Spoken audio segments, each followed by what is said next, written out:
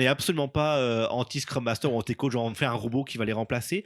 Au contraire, on est plus là pour augmenter Ok. ces gens-là en faisant le heavy lifting, là, tu sais, d'être capable d'analyser beaucoup de données pour Ok. dire voici plein de choses que peut-être tu vois pas à tous les jours de ce qui se passe dans l'équipe ou de ce qui se passe pas et qui vont Mhm. pouvoir justement ensuite t'aider à retourner voir l'équipe et dire hey guys, mine de rien, c'est vrai qu'on ça fait plusieurs fois qu'on ne respecte pas le côté empirique de Scrum.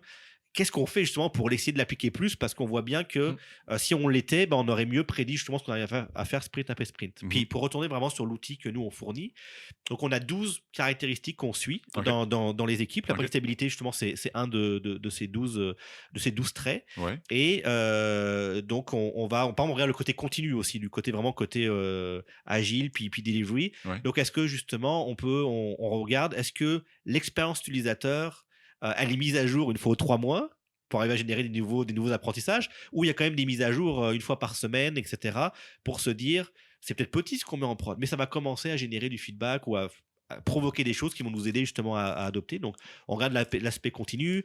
Pour les objectifs, on regarde par exemple, parce que justement, il y a des critères de succès qui ont été définis. Ouais. S'ils ne sont pas définis, bah, on va aider les équipes à les définir, etc. Puis, on a 4 grands thèmes.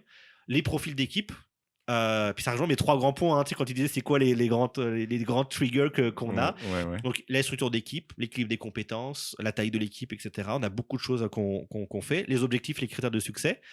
Le product discovery, c'est-à-dire est-ce qu'il y a une démarche expérimentale? Est-ce que vous interagissez avec vos clients une fois aux 6 mois ou une fois par semaine? Ok. Et ensuite le côté delivery où justement il y a prédictabilité, continuité puis qualité. Donc aussi pareil, côté qualité, est-ce que le backlog est en train de mourir sous le nombre de bugs, ou au contraire il n'y en a jamais, ce qui est tout aussi inquiétant. Est-ce que quand il y a des merges dans les branches de production, il y a des rejects ou des declines qui arrivent un peu trop souvent? Donc voilà, nous on mesure tout ça puis on essaie de donner un portrait à l'équipe pour les aider justement à déclencher des discussions d'amélioration. Ok. Et puis le petit assistant virtuel qu'on crée justement essaye de faciliter puis d'animer cette discussion-là au quotidien. Ils ont développé une trombone qui s'appelle Clippy, Mais qui offre des conseils. Ok. Bon, mais c'est très cool. ouais, non, mais Idée Clippy géniale. c'est intéressant parce que genre, C'est une blague.